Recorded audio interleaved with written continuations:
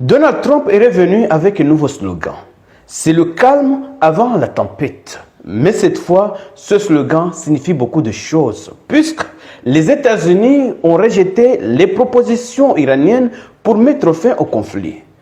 Et en retour, ils ont posé 5 conditions. Les genres de conditions qu'on est sûr qu'ils seront rejetées avant même de les poser.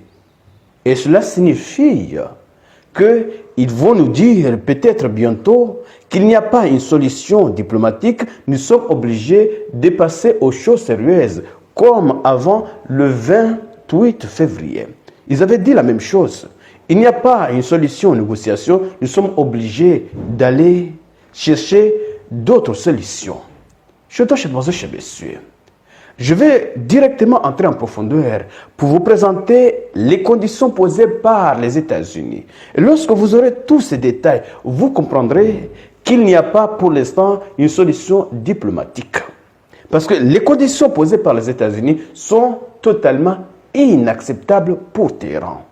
Mais avant d'aller en profondeur, partagez cette vidéo pour faire en sorte que ceux qui ne sont pas encore abonnés puissent également bénéficier de ces informations. Et si vous ne faites pas partie de la communauté, il est temps de cliquer sur le bouton suivre pour rejoindre votre communauté. Allons-y, que disent les sources? Voici les conditions américaines selon Far News.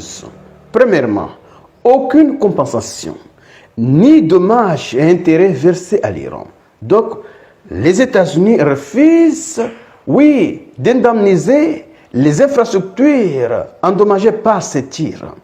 Première chose, alors que l'Iran a demandé, oui, que les États-Unis payent les dégâts causés par ses propres destructions. Deuxièmement, l'Iran transfère 400 kg d'uranium aux États-Unis. L'uranium enrichi qui se trouve en Iran. Les États-Unis veulent récupérer cet uranium, alors que l'Iran n'a pas du tout l'intention de transférer cet uranium, ne serait-ce qu'1 gramme. L'Iran est disposé à diluer une partie de cet uranium enrichi et de transférer l'autre partie dans un autre pays. Précisément, pour l'instant, c'est la Russie qui est choisie. C'est de cela qu'il s'agit. Donc, l'Iran n'a pas l'intention de transférer cet uranium aux États-Unis. Et en plus, l'Iran a posé une condition, que si Washington, oui, quitte l'accord, l'Iran a le droit de récupérer, oui, cette partie transférée dans un autre pays. C'est de cela qu'il s'agit. Donc, l'idée selon laquelle l'Iran va transférer 400 kg d'uranium enrichi aux États-Unis est à écarter. Oui, c'est de cela qu'il s'agit. Parce que l'Iran ne fait pas du tout confiance aux États-Unis. Donc, c'est impossible pour l'Iran de transférer cet uranium. Une seule installation nucléaire est autorisée à rester active. Les États-Unis veulent réduire le nombre d'installations nucléaires iraniennes. Normalement, l'Iran possède 3 principaux centres nucléaires. Donc, les États-Unis veulent réduire, oui, ces 3 centres en un seul centre. Donc, je ne sais pas si l'Iran est disposé à faire cette concession ou pas. Aucun des avoirs iraniens gelés n'est débloqué. Selon certaines sources, les États-Unis ne sont pas disposés à dégeler plus de 25% des avoirs iraniens gelés.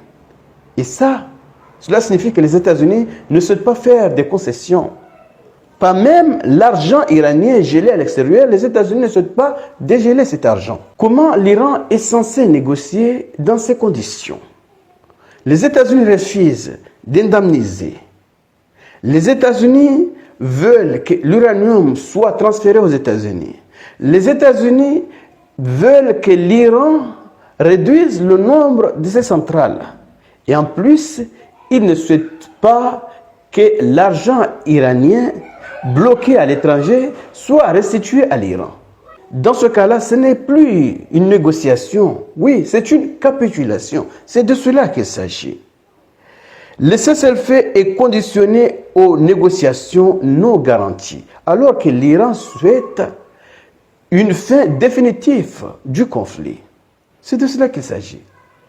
Aucune des conditions, aucune des demandes iraniennes les plus importantes n'est satisfaite. Comment l'Iran est prêt à réagir avec une telle proposition? C'est normal que ce sont des conditions déjà refusées en avance avant même d'être envoyées à l'Iran. C'est de cela qu'il s'agit. Pour comprendre, voyons ensemble une partie des propositions iraniennes. L'Iran demande un cessez-le-feu complet sur tous les fronts, en particulier au Liban. La levée de toutes les sanctions anti-iraniennes.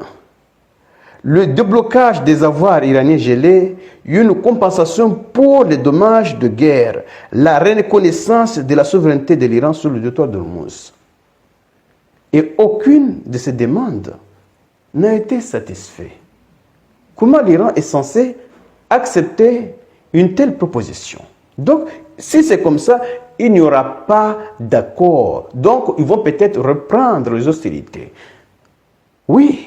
Et en plus, les États-Unis se trompent. Dans un conflit où il n'y a pas un vainqueur, on ne peut pas, oui, imposer des conditions. C'est vrai que les États-Unis ont le monopole financier. Ils peuvent imposer des sanctions et obliger les autres pays à suivre et à respecter ces sanctions. Mais l'Iran n'est pas obligé d'accepter ces conditions américaines. C'est de cela qu'il s'agit. Alors, je pense que je me suis. Partagez cette vidéo au maximum pour faire en sorte que ceux qui ne sont pas encore abonnés puissent également bénéficier de ces informations. Et surtout, restez connectés pour la suite des événements. Merci.